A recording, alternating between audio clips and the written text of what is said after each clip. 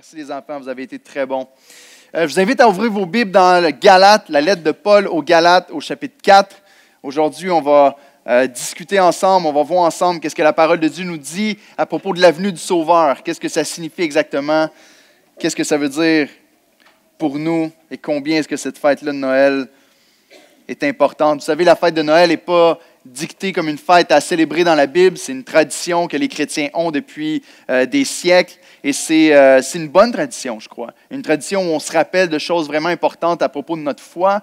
Et Noël, très souvent, quand on commence à voir la saison des fêtes arriver, on commence à voir des lumières apparaître un petit peu partout dans les villes, des décorations qui commencent à s'élever au milieu de nos quartiers, sur les maisons et tout ça. On commence à ralentir un peu le rythme, des fois en voiture, pour être capable de contempler le paysage. Noël, c'est la saison de l'émerveillement. Je veux dire que vous soyez croyants ou non, et que vos voisins soient croyants ou non, je pense que le mot qu'on répète le plus souvent pendant le temps des fêtes, c'est « wow ». Non? On arrive, on va prendre une marche. Si vous voulez aller prendre une marche cet après-midi dans le quartier des 30 et vous regardez les grands sapins de Noël qui ont été érigés, les décorations un peu partout, tu dis « wow », tu te promènes le soir et tout à coup, c'est la saison où les ténèbres et la nuit est changée en lumière. On le chante, mais c'est vrai, carrément, il y a des lumières partout et les nuits sont un peu moins sombres. Les soirées sont éclairées et on dirait qu'il y a la lumière qui dure toute la journée. Dans notre quartier, on peut même faire un petit trajet que la ville où on habite nous donne pour aller visiter des maisons qui se sont inscrites pendant le temps des fêtes. Et tu peux aller visiter les maisons et voter pour la maison la mieux décorée. Et il y a comme une ambiance qui change. Les gens semblent plus joyeux, les gens semblent plus généreux, les gens semblent avoir quelque chose qu'ils n'ont pas le reste de l'année, parfois, même certains de nos collègues de travail. Et c'est un temps d'émerveillement. Wow, les lumières, wow, les sapins, wow, les cadeaux que tu vas me donner, wow, le repas quand on va traverser de l'autre côté. Et pour nous, les chrétiens, c'est un émerveillement qui est encore plus grand. Plus grand parce qu'on s'émerveille de beaucoup plus que ce que nos yeux voient, puis que ce qui est physique, puis que ce qui est matériel, puisque la fête est devenue un peu trop souvent commerciale dans notre société, mais on s'émerveille d'une raison beaucoup plus profonde et plus grande, parce qu'on connaît le Sauveur. On connaît la vraie signification de la fête de Noël. On ne s'émerveille pas juste du matériel, mais du sens profond de la célébration. Et je veux te demander ce matin, est-ce que tu connais vraiment le sens de Noël? Est-ce que tu connais vraiment de quoi on se rappelle exactement quand on célèbre la venue de Jésus sur la terre? Est-ce que ta compréhension de Noël, c'est juste celle de la venue du Seigneur sur la terre? Aujourd'hui, je veux vous mettre un petit peu au défi ou bouleverser un peu notre pensée, parce que je crois que bien souvent, quand on parle de Noël ou qu'on donne le message de Noël, on donne un message qui est très incomplet. On parle de l'incarnation, on parle de Dieu qui s'est fait chair, qui est venu marcher parmi les hommes. Et parfois, notre message de Noël s'arrête là. Mais Noël ne fait absolument aucun sens s'il n'y a pas la suite de la vie de Jésus et qu'est-ce que Jésus est venu accomplir. Ou plutôt, pourquoi est-ce que Dieu s'est fait chair? Pourquoi est-ce que Dieu est devenu un homme? Et le texte de Galates 4, le verset 4 à 7, répond à ça de manière tellement concise, peut-être la plus concise de l'Écriture. Et voici l'application de tout le message ce matin. S'il y a une chose avec laquelle tu repars, s'il y a une chose que tu peux retenir ou une chose que je veux qu'il se passe dans ton cœur alors qu'on regarde dans la parole de Dieu aujourd'hui, ce n'est pas de mettre toutes sortes de choses en application. Alors, il y a certainement de ça qui va sortir à travers le message. Mais ce que je veux, c'est que ce Noël-ci soit un Noël encore plus d'émerveillement que d'habitude. Mon cœur, c'est que vous repartez en étant émerveillés par la grandeur de votre Sauveur. Mon cœur, c'est que vous ne repartiez pas avec un fardeau en disant « Bon, ben Noël, je dois appliquer ci, je dois appliquer ça », mais que Dieu fasse une telle œuvre par son esprit dans vos cœurs qu'on reparte avec un désir de contempler, d'adorer, d'être émerveillé par la grandeur, par la beauté, par la gloire de notre Seigneur Jésus-Christ. Donc, l'application du message en partant, c'est « Adore, célèbre ». Célèbre Noël comme tu ne l'as jamais célébré auparavant. Que Christ soit vraiment au centre. Voici l'idée principale du message. C'est une idée très simple, c'est la théologie du texte qu'on voit ensemble. Mais si vous comprenez cette vérité-là, ça a sincèrement le pouvoir de changer votre vie et de changer la trajectoire de votre manière de célébrer les fêtes. L'idée principale du texte aujourd'hui, c'est que le Fils de Dieu s'est fait Fils des hommes pour que les fils des hommes deviennent fils de Dieu. Okay, je le répète parce que là, ça fait beaucoup de fils puis notre tête est mélangée. Le message de Noël, puis le message qu'on voit dans le texte de Galates 4, c'est que le Fils de Dieu s'est fait Fils de l'homme, afin que les fils et les filles des hommes deviennent fils et filles de Dieu. C'est aussi simple que ça. Laissez-moi lire le texte, puis ensuite de ça, je vais dire encore un mot de prière. Donc, Galates 4, versets 4 à 7, et on commence en plein milieu d'une phrase, puis c'est correct comme ça. Galates 4, versets 4 à 7. Il nous est dit, « Mais lorsque les temps ont été accomplis, Dieu a envoyé son Fils, né d'une femme, né sous la loi, afin qu'il rachetât ceux qui étaient sous la loi, afin que nous reçussions l'adoption. Et parce que vous êtes fils, Dieu a envoyé dans nos cœurs l'Esprit de son Fils, lequel crie « Abba, Père ». Ainsi, tu n'es plus esclave, mais fils. Et si tu es fils, tu es aussi héritier par la grâce de Dieu. Quel beau texte. Prions ensemble.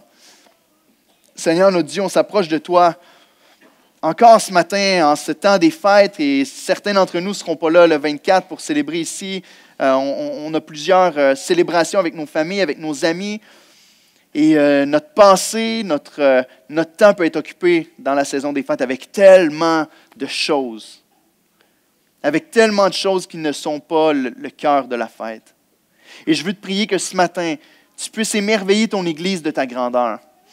Je te prie que ce matin, par ton esprit, tu puisses parler dans nos cœurs, tu puisses nous faire voir la beauté de ce que tu as accompli pour nous. Je te prie que tous et chacun dans ce lieu ce matin se sentent profondément aimés par toi. Libère plusieurs, Seigneur, du fardeau d'essayer de performer pour te plaire, du fardeau d'essayer de faire les bonnes choses pour être aimé. Mais je te prie que chacun puisse sentir que tu les aimes profondément et savoir que c'est vrai parce que ta parole nous le dit. En Jésus-Christ, on te prie. Amen. Le Fils de Dieu s'est fait Fils de l'homme afin que les fils des hommes deviennent fils de Dieu. Donc, les points vont être très simples. 2 points ce matin. Le premier un petit peu plus long, soyez patients, puis le deuxième un petit peu plus court, mais le premier va vraiment mettre la table au deuxième. Donc, Noël nous rappelle premièrement que Dieu a envoyé son Fils. Qu'est-ce que ça veut dire? Je veux voir avec vous dans les versets 4 à 5, Dieu a envoyé son Fils. Mais Dieu a envoyé son Fils comment? Et Dieu a envoyé son Fils pourquoi? Regardez au verset 4. Il nous est dit, mais lorsque les temps ont été accomplis, Dieu a envoyé son Fils, né d'une femme, né sous la loi. Donc, on a 3 ou 4 manières comment le Seigneur nous dit ici qu'il a envoyé son Fils. Premièrement, Dieu a envoyé son Fils comment? Dans le temps. Il nous dit ici, lorsque les temps ont été accomplis, Dieu a envoyé son Fils. Et lorsqu'on prend un verset comme celui-là, on se dit, et on doit réaliser ensemble que celui qui vient et qui s'incarne, celui qui vient sur la terre, avait un début qui date de beaucoup avant sa vie sur terre. Jésus n'a pas commencé à exister lorsqu'il a commencé à marcher parmi les hommes. Parce que pour avoir été envoyé, il fallait qu'il vienne de quelque part. Et Dieu a envoyé son Fils qui était avec lui. Dieu le Fils. Ça nous parle de sa divinité ici. Dieu le Fils qui est avec le Père de toute éternité a été envoyé au bon moment dans le temps. Ici, il nous dit lorsque les temps ont été accomplis. Qu'est-ce que ça veut dire? Ça veut dire qu'il y a eu un moment dans le plan de Dieu. Et on peut reculer jusqu'à la Genèse. Dieu a créé un monde parfait, un univers extraordinaire pour l'homme et la femme dans lequel ils pouvaient habiter. Et Dieu a placé l'homme et la femme au milieu du jardin et leur a donné tout ce qu'ils avaient besoin. Mais l'homme et la femme se sont détournés de Dieu, ont rejeté Dieu, ont péché. Le péché est venu séparer l'homme de Dieu. Dans sa relation avec le Seigneur, ce n'était plus possible d'entrer en relation avec Dieu parce que la sainteté ne peut pas être mélangée avec le péché. Mais à ce moment-là, l'homme a été déchu. L'homme a été séparé de Dieu. Et Dieu, dans Genèse 3,15, nous donne ce qu'on appelle le proto-évangile en théologie. L'évangile avant que l'évangile arrive. Il nous dit qu'il y a un jour où la descendance de la femme, et dans l'hébreu, c'est vraiment masculin, un descendant de la femme va venir sur la terre et va écraser la tête du serpent et le serpent va mordre son talon.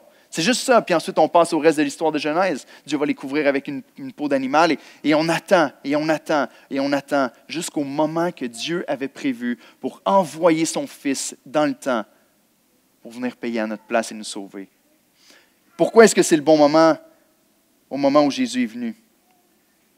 On regarde à ça et on se dit, mais OK, c'est la divinité qui est là, c'est Dieu le Fils qui vient dans le temps et tu te dis, mais le Dieu qui a créé l'univers, je ne sais pas si vous êtes conscient de ça, de la grandeur de l'humilité de Dieu à travers sa venue sur terre.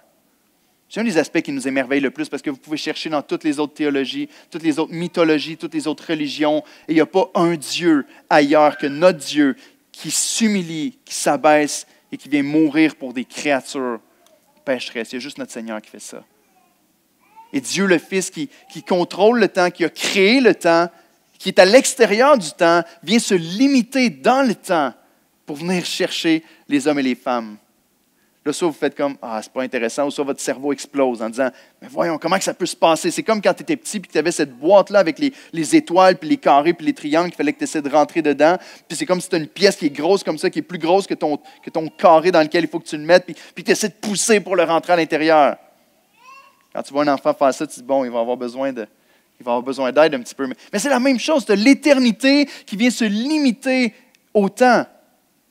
Tu as la grandeur du Dieu créateur de l'univers, celui qui est à l'extérieur du temps, qui vient comme se compresser dans l'humanité pour venir marcher au milieu de nous une vie terrestre pendant 33 ans. C'est extraordinaire. Mais pourquoi à ce moment-là, sur la terre? Il y a un homme qui s'appelle Philip Ryken, qui est un commentateur biblique, qui nous explique un peu pourquoi c'était le moment approprié quand Jésus est venu. Écoute, on peut regarder à pourquoi la raison simple pourrait être parce que Dieu a déterminé que c'était le bon moment. Dieu a voulu enseigner à travers les centaines et les milliers d'années le principe des sacrifices et il a fait comprendre à son peuple de plus en plus comment il avait besoin d'un sauveur. Et ici, à ce moment-là, dans le temps, Philip Ryken nous dit les Grecs avaient fourni une langue et une culture commune aux nations pour partager l'Évangile. Une des raisons, c'est que c'était le moment dans l'histoire où une seule langue commençait à se répandre et presque tout le monde sur la surface de la terre comprenait le grec, plus ou moins. Ensuite de ça, parce que la puissance des Romains avait fait en sorte qu'il y avait des moyens de transport sécuritaires pour répandre l'Évangile. Les Romains ont conquis le monde puis ont commencé à faire des routes qui pouvaient te permettre de passer d'une ville à l'autre de manière sécuritaire au lieu de passer en pleine forêt. Et par-dessus tout, les gentils ou les non-juifs étaient fatigués de servir des dieux païens et les Juifs étaient épuisés d'être tenus prisonniers par la loi qu'ils avaient essayé et qui avaient échoué à observer depuis des milliers d'années. Il y avait une pression non seulement sociale, mais spirituelle sur le peuple. Et Dieu a envoyé son Fils à ce moment-là. C'était le moment précis que Dieu a choisi dans l'histoire. Vous savez, c'est un peu comme l'impression de la Bible. C'est assez impressionnant de voir que Martin Luther est arrivé dans le temps, en 1517, quand il a sorti ses thèses et qu'il les a clouées sur l'église de Wittenberg. C'était le moment parfait parce qu'au moment où il a sorti ses écrits, au moment où il a traduit la Bible dans la langue du peuple, c'était le même moment où l'imprimante était sortie. La première imprimante a commencé. Et à ce moment-là, on a pu imprimer des centaines et des milliers de Bibles pour pouvoir répandre la parole de Dieu un peu partout. Dieu fait les choses à un temps précis, pour une raison précise. Et dans sa grande sagesse, il a envoyé son Fils à ce moment-là. Pouvez-vous vous imaginer un instant l'Éternel qui devient temporel, le Dieu infini qui se limite dans la finitude humaine. C'est la première chose que le texte nous dit. Il est venu dans le temps. Deuxièmement, il est venu dans la chair. Le texte ici au verset 4 nous dit « Lorsque les temps ont été accomplis, Dieu a envoyé » donc il était éternel avec Dieu, il l'a envoyé et il nous dit « né d'une femme ».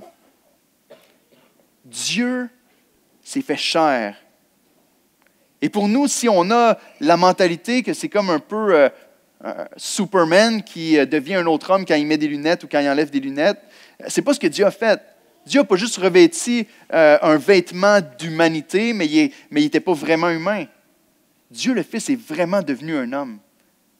C'est dans notre foi depuis le début de l'Église. Vraiment Dieu, vraiment homme. Il avait un corps et une âme humaine et Dieu le Fils s'est limité sur la terre dans la chair. Pouvez-vous vous imaginer le Créateur de l'univers, celui qui nous donne le souffle à chaque jour de nos vies, le Dieu de l'univers qui passe par l'utérus de sa créature et qui vient naître sur la terre comme un bébé limité dans les bras de sa mère. Les cris à Bethléem le jour de la naissance de Jésus étaient les cris d'un petit bébé qui, alors que sa mère prend le temps de le nourrir et de prendre soin de lui, il est en train de soutenir l'univers par sa parole puissante. Vous devez dire « wow » une fois de temps en temps, ça va me faire du bien, puis c'est exactement le but du message aujourd'hui, de dire « voyons, c'est incroyable de comprendre qu'est-ce que Dieu a fait pour nous ». La réalité, c'est qu'il l'a fait pour nous. Le titre du message et de celui de la semaine prochaine, c'est la même chose, de l'incarnation à l'adoption. Et on va voir ensemble l'impact de la naissance de Jésus dans le monde. La réalité, c'est que Dieu s'est humilié à ce point-là pour nous. Imaginez-vous un instant le Dieu qui est parfaitement saint. Dieu n'a jamais été dans la présence du péché. Aucun pécheur peut entrer dans la présence du Dieu saint. Dieu est parfait. Dieu n'a jamais été mélangé. Dieu a créé l'humanité. C'est des créatures. Il est séparé des créatures. Il est en contact avec eux. Mais quand le péché est entré dans le monde, il y a un brisement qui s'est fait. Dieu est saint, parfaitement saint. Et tout à coup, il est venu dans la chair. Il est devenu un homme. Et il a marché pendant 33 ans parmi ces créatures pécheresses, rebelles, de non seulement voir comme Dieu de loin le péché des hommes, mais de toucher et d'être au contact des pécheurs et des rebelles et de vivre dans cette atmosphère et cette réalité de pécheur pendant toute sa vie, de connaître la tentation, de connaître la fatigue, le Dieu qui soutient le monde. La Bible nous dit que Dieu est celui qui ne sommeille ni ne dort, celui qui veille sur Israël. Il n'est jamais épuisé. Nous, on pose notre tête sur l'oreiller le soir, lui, il n'en a pas besoin. Et pourtant, il s'est limité. Et Jésus a marché sur la terre et on le voit être fatigué, on le voit avoir faim, on le voit avoir soif, on le voit dormir au milieu d'une tempête. Il fallait qu'il soit complètement vidé d'énergie. Et Jésus s'est limité dans la chair. Et de quelle manière plus claire on peut dire que Jésus était vraiment homme? Vous savez, il y en a beaucoup qui vont s'opposer à cette doctrine-là, qui vont dire non, c'est juste un esprit qui a pris un corps pendant un temps, mais avant la crucifixion, l'esprit de Dieu est sorti de ce corps-là, puis c'est juste le physique qui est mort. Et la Bible nous enseigne que Dieu, le Fils, a expérimenté la mort dans son corps, sur la croix. Et ça doit nous émerveiller encore une fois, parce que la raison pour laquelle il l'a fait, c'est pour toi et moi. On doit comprendre la grandeur de ce que ça implique.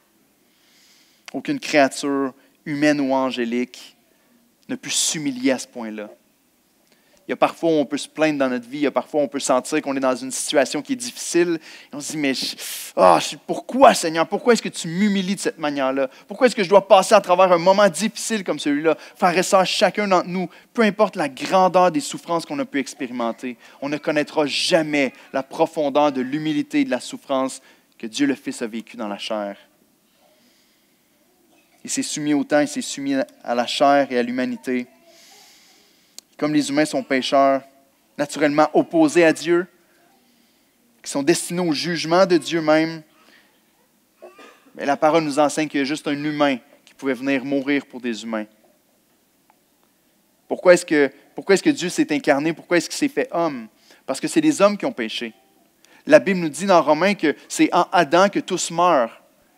Adam a péché devant le Seigneur, c'était notre représentant devant Dieu. Et à cause du péché d'Adam, tous, on est devenus sous la condamnation du péché. On est dans la chair, on est dans le péché, et on est sous la condamnation du péché. Et donc, la seule raison pour laquelle on ne pouvait pas se sauver nous-mêmes, la raison pour laquelle on ne peut pas se délivrer, c'est qu'on est incapable de se sortir de ce péché-là. On est pécheurs. Comment s'en sortir? Il faut vivre une vie parfaite, selon la loi de Dieu. Il faut obéir parfaitement au commandement de Dieu, et tu vas être sauvé. Il faut être pur et saint devant le Seigneur, puis tu vas avoir accès à sa présence. Mais personne ne se qualifie pour ça. Si tu subis le jugement de ton péché, tu vas mourir, tu vas être détruit, tu vas être envoyé dans le jugement éternel. Et après, il n'y a pas moyen d'en sortir. Donc, il fallait qu'un homme qui vive une vie parfaite puisse venir, et non seulement vivre une vie parfaite, déjà que c'est impossible pour tous les hommes qui ont existé sur la face de la terre, sauf un, mais il fallait en plus que cet homme ou cette femme-là puisse désirer mourir et laisser sa perfection et sa justice pour te la transférer à toi puis prendre ton jugement. Écoute, on peut parler de philanthropie, mais ça dépasse l'entendement humain, puis on ne connaît personne qui est prêt à faire ça. Le problème est qu'il n'existe aucun humain juste, sans péché. Et c'est pour cette raison-là que Dieu a envoyé son Fils dans le temps, dans la chair, et troisièmement, dans l'obéissance. Regardez au verset 4, à la fin du verset 4. Dieu le Fils est le seul, en venant dans la chair, qui peut payer la dette qu'on devait à Dieu, qui peut prendre sur lui le jugement et nous transférer sa justice. Au verset 4, il nous dit non seulement qu'il est venu né d'une femme, mais il est aussi né sous la loi. Il est né sous la loi, il est né dans l'obéissance. Encore une fois, le Dieu créateur qui a donné la loi à son peuple, qui a montré à son peuple c'était quoi la bonne voie, le chemin pour être heureux. Pas une loi qui t'écrase et qui vient te mettre un fardeau sur les épaules, mais une loi qui libère, parce que le vrai bonheur et la vraie joie et la vraie satisfaction vient lorsqu'on suit les voies que le Seigneur nous a données. Mais aucun homme peut accomplir ça. Et Jésus s'est incarné. Dieu le Fils est venu dans la chair. Et il est venu même dans l'obéissance. Et Dieu qui a créé le monde et qui a créé la loi s'est soumis à sa propre loi. Oh mon Dieu! C'est extraordinaire. Celui qui est venu et qui a créé la loi, marché au milieu de nous, marché au milieu d'un monde corrompu pendant 33 ans sans jamais pécher. Je ne vous ferai pas lever la main ce matin, mais combien d'entre vous avez péché depuis que vous vous êtes levé ce matin? Combien de vous peut poser sa tête sur l'oreiller le soir en disant « Merci Seigneur pour cette journée de justice parfaite de ma part. » Merci Seigneur parce qu'aujourd'hui, je me suis fâché contre personne. J'ai eu aucune mauvaise pensée contre personne de mon entourage. J'ai été en parfait contrôle de mes émotions et de mes actions et je t'ai adoré et tu étais le centre de mes pensées. C'est ça, le premier commandement, c'est d'aimer le Seigneur de tout notre cœur pendant toute ma vie, pendant toute ma journée. Même une journée, on est incapable. Mais le Fils de Dieu l'a fait pendant toute sa vie. Il a vécu cette vie de justice parfaite. Et ce n'est pas comme si, vous savez que quand on résiste au péché, je ne sais pas si vous avez déjà essayé de résister au péché dans votre vie, mais plus que tu résistes, plus que c'est dur. Non? Plus que tu essaies de ne pas le faire, plus que c'est dur de résister. Ce qui veut dire que plus que tu résistes, plus que la tension monte.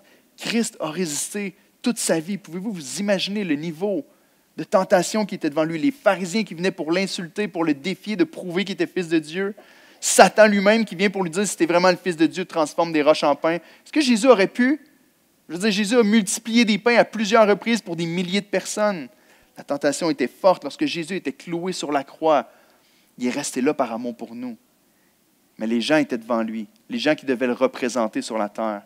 Jésus était cloué sur la croix et les gens venaient devant lui en le provoquant et en disant « Si tu es vraiment le Fils de Dieu, si tu es vraiment le Messie, vas-y te délivrer les autres, descends de la croix puis prouve-le. » Ah, combien Dieu le Fils aurait pu juste arracher les clous de ses mains, descendre puis pulvériser ses ennemis en un instant. Il aurait pu le faire. Mais Christ est resté sur la croix parce qu'il s'est offert librement pour nos péchés. Il a vécu la justice parfaite. Il n'a jamais enfreint aucun des 10 commandements. Il a toujours adoré selon les instructions de Dieu. Il a toujours été célébré les fêtes qu'il devait célébrer à Jérusalem.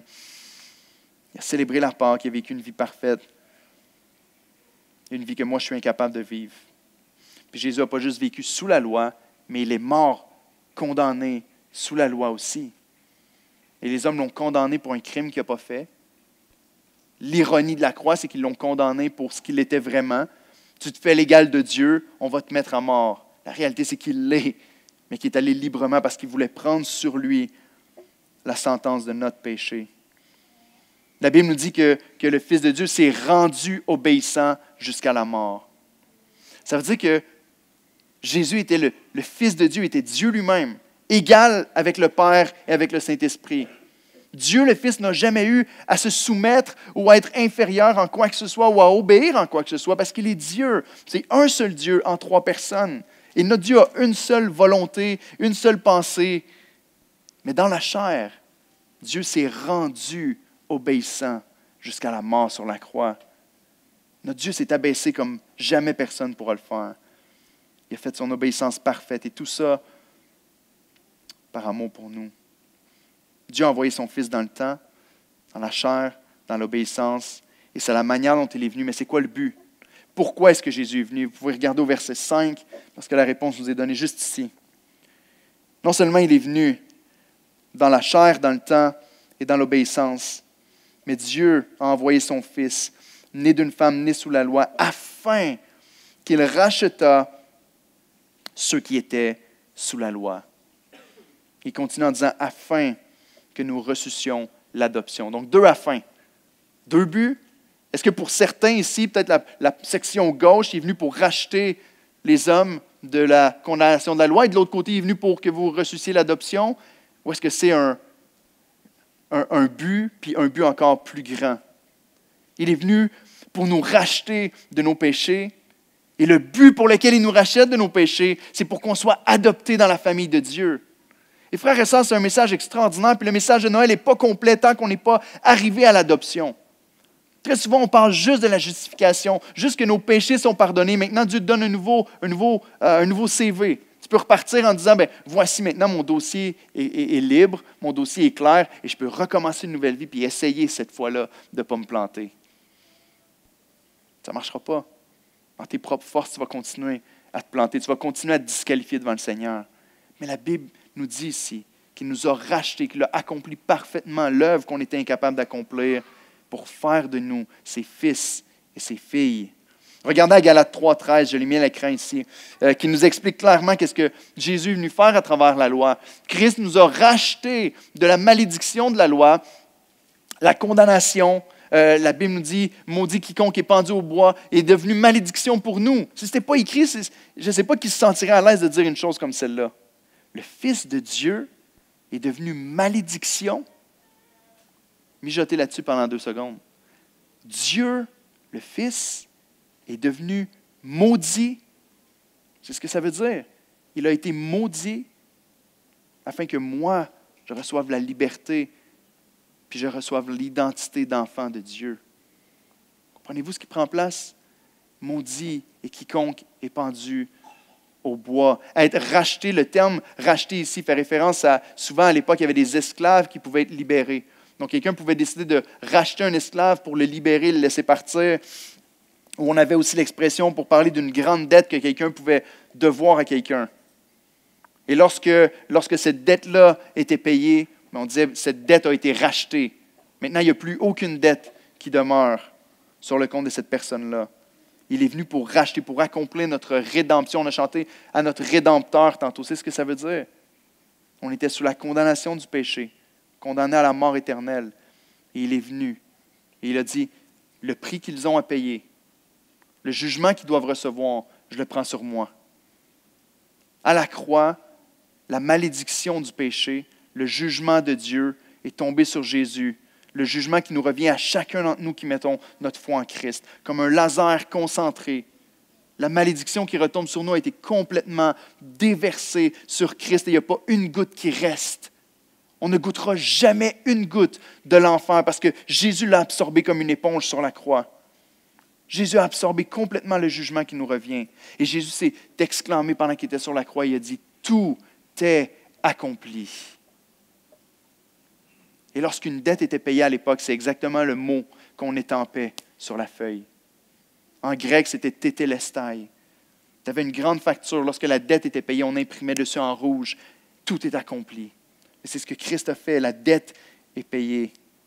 Donc ces 3 éléments-là, de venir dans le temps, dans la chair et dans l'obéissance, étaient absolument essentiels pour que Jésus puisse nous racheter. John Stott nous dit ceci face à l'œuvre de Christ. Il nous dit donc la divinité de Christ, l'humanité de Christ et la justice de Christ le qualifient lui spécialement pour être le rédempteur des hommes. S'il n'avait pas été un homme, il n'aurait pas pu racheter les hommes. S'il n'avait pas été un homme juste, il n'aurait pas pu racheter des hommes justes. S'il n'avait pas été le Fils de Dieu, il n'aurait pas pu racheter les hommes pour Dieu ou les rendre enfants de Dieu. Le Fils de Dieu s'est fait Fils de l'homme pour que les fils des hommes soient fils de Dieu. Et Christ est venu accomplir ça.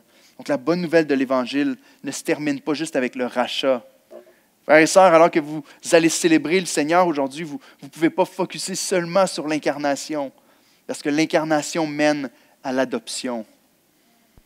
Il a payé notre dette, pas juste pour qu'on ait une deuxième chance, mais il a payé notre dette pour qu'on devienne fils et filles de Dieu. C'est ça qu'on se rappelle à Noël. Lorsqu'on met le petit bébé Jésus, parfois sous le sapin, on fait une petite crèche là, pour représenter la signification de Noël. Peut-être qu'une bonne pratique serait de mettre un petit bébé avec votre face dessus à côté. C'est à cause de ce que Jésus a fait lorsqu'il est venu sur la terre que moi, aujourd'hui, je peux aussi être le fils ou la fille de Dieu. Le Fils de Dieu s'est fait Fils de l'homme afin que les fils des hommes deviennent fils de Dieu. Il ne veut pas juste nous donner un nouveau dossier, un nouveau compte clair, mais il veut nous donner une nouvelle identité. Et c'est ça que je veux qu'on s'émerveille ensemble aujourd'hui. Je veux qu'on s'émerveille du fait qu'on est réellement fils et filles de Dieu. Qu'on réalise qu'on fait vraiment partie de la famille de Dieu. Qui ferait ça? Non seulement pardonner une dette à quelqu'un, non seulement pardonner quelque chose que quelqu'un vous a fait, mais aller prendre cette personne-là et dire, maintenant, là, tu vas faire partie de ma famille, puis tu vas le rentrer dans ton foyer, puis tu vas l'aimer comme un des tiens. L'adoption divine de ce que Dieu a fait envers nous, on peut voir une représentation de ça dans l'adoption humaine, lorsqu'on voit des êtres humains qui vont adopter un enfant. Mais d'un certain sens, c'est comparable et on voit la beauté de l'Évangile à travers de ça. Mais dans un autre sens, ce n'est pas comparable. Parce que lorsque tu adoptes un enfant sur la terre, oui, ça va être coûteux, ça va être intense, ça va être difficile. Oui, ça va te demander beaucoup d'investissement. Tu vas prendre un enfant qui n'était pas le tien, tu vas l'amener dans ta famille, tu vas lui donner ton nom de famille peut-être, tu vas l'appeler ton fils, tu vas le mettre sur ton testament, il va recevoir autant d'héritage que le reste de tes enfants. Et c'est extraordinaire.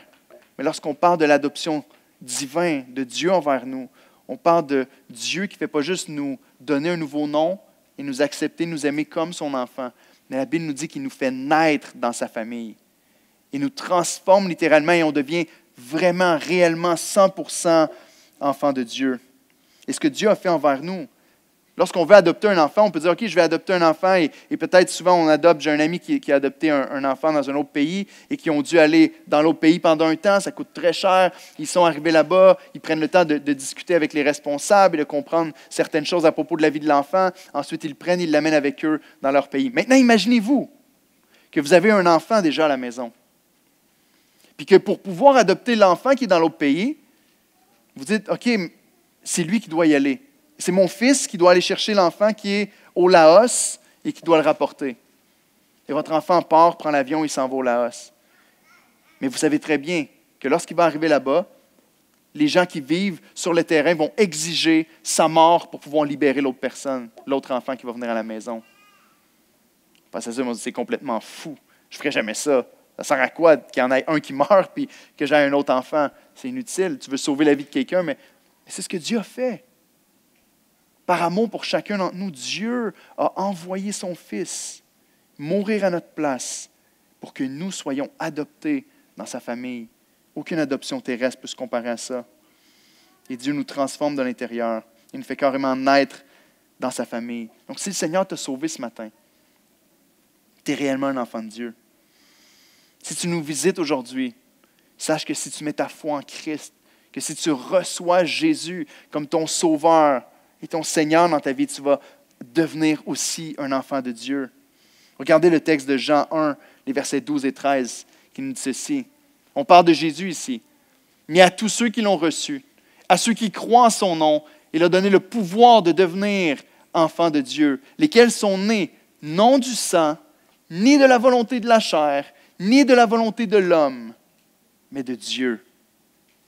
Lorsque tu mets ta foi en Jésus-Christ, c'est parce que tu es né de nouveau par le Saint-Esprit.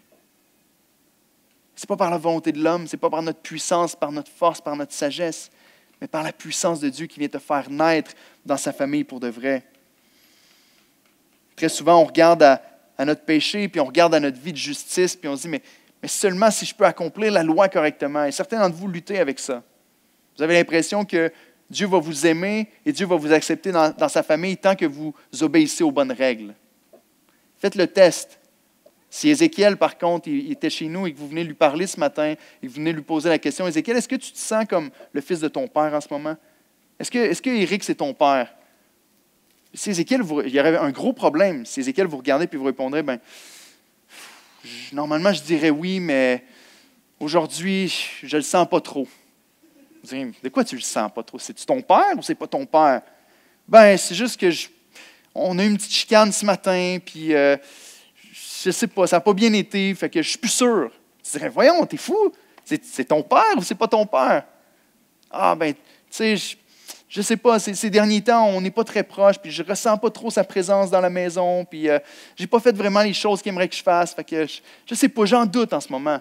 C'est impossible. Tu es soit son fils ou tu n'es pas son fils. Mais tellement souvent, frères et sœurs, on est, j'allais dire un mauvais mot, on est imbécile parfois, mais tellement souvent on agit comme ça avec Dieu. Tellement souvent on se dit comme, est-ce que tu es enfant de Dieu? Je ne sais pas trop, je lutte avec ça, j'ai l'impression que je n'ai pas assez de temps avec lui ces temps-ci. Ce n'est pas la question de temps avec lui, ce n'est pas la question d'obéissance à sa loi, ce n'est pas la question de comment tu te sens en ce moment. Est-ce que tu es son enfant ou tu n'es pas son enfant? Si tu as la foi en Jésus-Christ, tu es son enfant. Comme Yoda pouvait dire, « There is no try ». T'essayes pas juste de le faire, tu l'es ou tu ne l'es pas. Tu ne peux pas dire « J'essaie d'être l'enfant de Dieu ». Tu l'es ou tu ne l'es pas.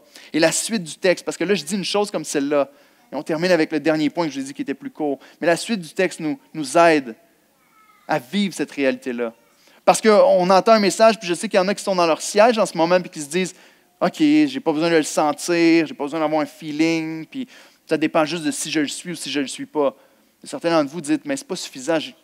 Comment je fais pour savoir, premièrement, si je suis son enfant, pour ne pas en douter après quand j'ai des questionnements? » Et le texte nous dit ici que Dieu n'a pas juste envoyé son Fils. Regardez au verset 6 dans votre texte. Noël nous rappelle que Dieu a envoyé son Fils, mais Noël nous rappelle que Dieu a envoyé l'Esprit de son Fils. Et parce que vous êtes fils, nous dit le verset 6, Dieu a envoyé dans nos cœurs l'Esprit de son Fils, lequel crie « Abba, Père ». Ainsi, tu n'es plus esclave, mais fils. Et si tu es fils, tu es aussi héritier par la grâce de Dieu.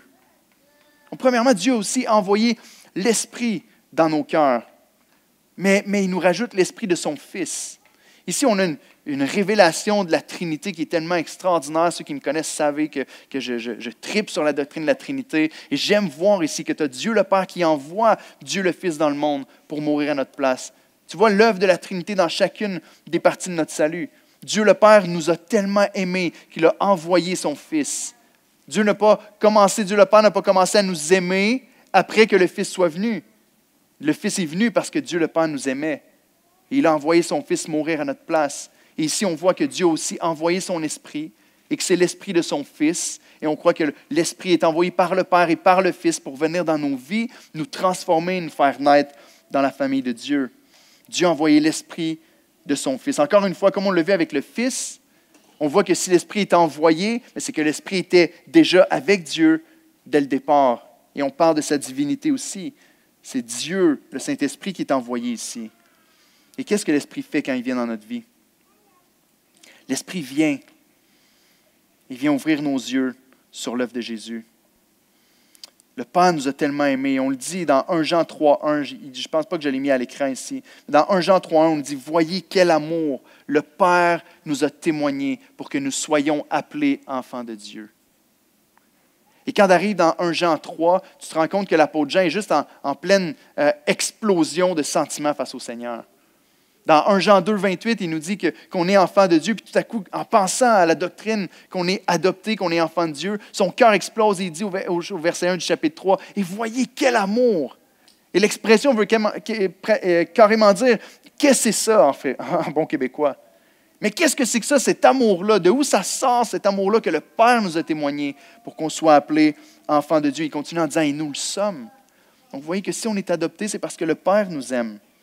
Puis on voit l'œuvre de Dieu le Fils qui s'est fait homme, comme on l'a parlé, pour que les fils des hommes deviennent fils de Dieu. Puis ici, on voit l'œuvre de l'Esprit qui vient appliquer cette réalité-là à notre vie. L'Esprit du Fils et du Père, lui-même Dieu, qui vient rendre tangible devant nos yeux ce que le Fils a accompli par l'incarnation. Il l'a envoyé dans nos cœurs. L'Esprit de Dieu vient habiter en nous. Et c'est le dernier point que je veux partager avec vous. Il l'a envoyé dans nos cœurs. Et lorsque l'Esprit de Dieu vient dans nos cœurs, c'est la présence de la Trinité qui vient habiter en nous. On est en communion avec Dieu le Père, Dieu le Fils et Dieu le Saint-Esprit. Donc, si tu doutes que tu es un enfant de Dieu ce matin, voici la manière de savoir si tu es un enfant de Dieu ou non. Est-ce que l'Esprit crie en toi « Abba, Père » ?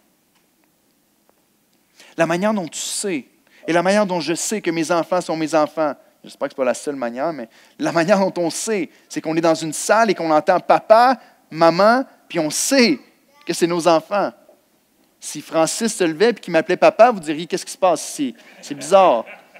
Premièrement, il pourrait être mon père, sûrement avec la shape. Mais mes enfants m'appellent papa parce que je suis leur papa. Et le texte nous dit simplement que lorsque l'Esprit de Dieu vient en nous, il fait crier ou il crie à travers notre bouche, « Abba, Père ». Qu'est-ce que vous criez? Qu'est-ce qui sort de votre bouche lorsque vous passez à travers des temps difficiles? Qu'est-ce qui sort de votre bouche la plupart du temps dans votre vie, lorsque vous passez à travers l'épreuve? Qu'est-ce qui sort de votre bouche lorsque vous avez des doutes? Je ne te dis pas que tu dois ressentir un amour spécial. Je ne te dis pas que tu dois avoir toutes sortes de sentiments dans ton cœur. C'est bien si tu en as une fois de temps en temps. Mais la vraie chose, c'est est-ce que ta bouche s'ouvre? Est-ce que lorsque les choses se mettent à être difficiles, tes genoux plient et tu dis, Père, Père, Père, viens à mon secours, fais quelque chose pour moi. Père, viens. On peut marcher dans l'assurance de la vie éternelle avec notre Père parce que l'Esprit vient confirmer à notre cœur qu'on est enfant de Dieu et qu'on lui appartient. Regardez la citation d'un autre commentateur biblique qui s'appelle Todd Wilson à l'écran. Il a dit, ce cri à l'intérieur de nous identifie celui à qui nous appartenons, qui est notre Père. Mais il clarifie aussi pour nous et pour ceux qui entendent notre cri que nous sommes réellement enfants de Dieu. Le plus grand témoignage à ceux qui ne croient pas en Dieu autour de vous, c'est que vous puissiez vous confier constamment dans le Père. Constamment crier vers lui pour votre salut. Ça affirme à votre cœur. Je parle avec des gens des fois qui me disent, mais je ne comprends pas, je doute. Est-ce que je suis vraiment sauvé ou je ne le suis pas? Puis des fois, je vais dire, mais de quoi a l'air ta vie? Est-ce que tu parles à Dieu des fois? La personne va me dire, ben oui, je prie tout le temps, mais je doute. Mais tu comprends que ce n'est pas normal pour quelqu'un qui ne croit pas en Dieu de ne pas prier, de prier. C'est quelque chose qui appartient aux enfants de Dieu. Si ta bouche s'élève et que tu pries vers le Seigneur, ben c'est un bon signe que Dieu est ton Père. Peut-être pas le seul signe. Mais il y a des chercheurs qui ont fait des tests et qui ont pris une 60aine d'enfants de français puis d'allemand. C'est juste les Français et les Allemands qui envoient leurs enfants pour des tests. Mais non, c'est pas vrai. Mais ils ont envoyé 60 de leurs enfants nouveau-nés à des scientifiques qui ont commencé à faire des recherches sur les enfants. Ils se sont rendus compte, en étudiant les cris des enfants et les pleurs des enfants, que chaque bébé avait un cri qui était très spécifique.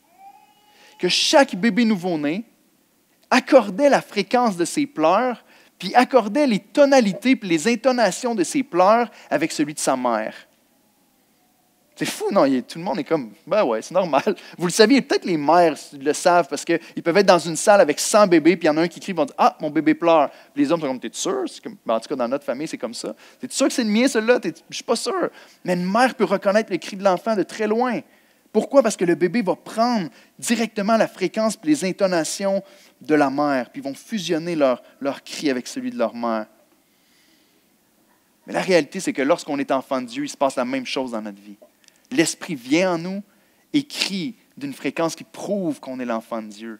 Et ceux qui sont autour de nous peuvent remarquer qu'on appartient au Seigneur. Comme notre grand frère, comme Jésus-Christ, dans le jardin de Gethsémani, juste avant sa crucifixion. Jésus est dans ce moment de trouble et la Bible dit d'angoisse extrême. Jésus sait qu'il s'en va offrir sa vie sur la croix. La Bible nous dit qu'il y a tellement d'angoisse dans son cœur face à la pensée même de subir le jugement de Dieu, lui qui est parfait et qui n'a jamais péché, qu'il y a des grumeaux de sang qui coulent de son front. Il est dans une grande angoisse. Et qu'est-ce qui sort de sa bouche à ce moment précis de l'histoire? Abba, Père. Et ensuite, il va prier que si c'est possible que la coupe s'éloigne. Et comme notre grand frère Jésus dans le jardin de Gethsémani, si on appartient au Seigneur, de notre bouche va s'écrier ce Abba, Père. La bonne nouvelle de l'Évangile, c'est que la provision gracieuse de l'adoption de Dieu, sans regard pour notre démérite blessant, et l'activité par laquelle Dieu va élargir son cercle de communion qui existe de toute éternité dans les trois personnes de la Trinité. Comprenez-vous ça? Jésus va prier en Jean 17. Il va dire, je te prie qu'ils soient un comme nous sommes un. Comme moi je suis en toi, Père, et comme toi tu es en moi, pour qu'eux aussi soient en nous et qu'on soit un ensemble. Et lorsqu'on devient enfant de Dieu, on entre dans cette communion avec le Seigneur. On entre dans cette union avec Dieu, où est-ce qu'on est un avec lui. C'est extraordinaire, c'est incroyable. Les musiciens peuvent s'approcher pour un dernier chant. Je vais terminer en vous lisant un poème de Noël qui a été écrit par M. Prigent, qui nous parle de Noël d'autrefois. Lorsqu'on pense à Noël, frères et sœurs, lorsqu'on pense à la célébration, lorsqu'on pense à ce qu'on s'apprête à faire pendant le temps des fêtes, rappelez-vous, ce n'est pas juste que Dieu s'est fait chair, mais c'est que Dieu s'est fait chair pour que toi, tu puisses devenir enfant de Dieu. Et honnêtement, si ça ne suffit pas à réjouir notre cœur, si ça ne suffit pas à nous pousser à nous approcher du Seigneur, je ne sais pas ce qu'il va le faire. Le poème s'appelle « Noël d'aujourd'hui » ou « Noël d'autrefois ». Noël d'aujourd'hui ou Noël d'autrefois? Noël en Jésus-Christ ou Noël sans la foi? À chacun de choisir libre de sa vie et ainsi définir ce qui est mieux pour lui. Le Noël d'aujourd'hui ou Noël d'autrefois, les cadeaux, les amis ou Jésus qu'on reçoit. Le Noël d'aujourd'hui, mais quel est donc son sens? Quand Noël d'autrefois parlait d'espérance. Le Noël d'aujourd'hui ou Noël d'autrefois, quel regard portons-nous? Quel sera notre choix? Au Noël d'aujourd'hui, mais où est Jésus-Christ? Le Noël d'autrefois s'attachait aux écrits. Le Noël d'aujourd'hui ou Noël d'autrefois, nous avons oublié que nous fêtons le roi, qui a quitté le ciel pour venir sur la terre, apporter le salut par la croix du calvaire. Le Noël d'aujourd'hui et Noël d'autrefois, à nous de les unir par le bois de la croix. Et Noël d'autrefois deviendra aujourd'hui le Noël de l'espoir, le Noël de la vie, le Noël de la famille de Dieu. L'unité qu'on peut expérimenter ensemble, l'union qu'on peut avoir entre les chrétiens, la joie qu'on peut avoir de se réunir et de fêter comme on le fait aujourd'hui, vient parce qu'il y a un même esprit qui habite en chacun de nous, puis qui fait de nous une famille et des frères et sœurs. Donc, je vous encourage à prendre un temps de prière avant de chanter le prochain chant. De courber la tête peut-être à votre place et de demander à Dieu, Seigneur, j'entends le message aujourd'hui, je comprends que la Bible nous dit que Jésus est venu mourir à notre place pour faire de nous des enfants de Dieu. Mais je n'ai pas l'impression que c'est une réalité pour moi. J'ai de la misère à être convaincu. Demande tout de suite que le Saint-Esprit puisse parler à ton cœur. Dans Romains 8, on nous dit que l'Esprit témoigne. Ça veut dire que l'Esprit vient et parle dans ton cœur pour te dire « Je te confirme que tu es enfant de Dieu ».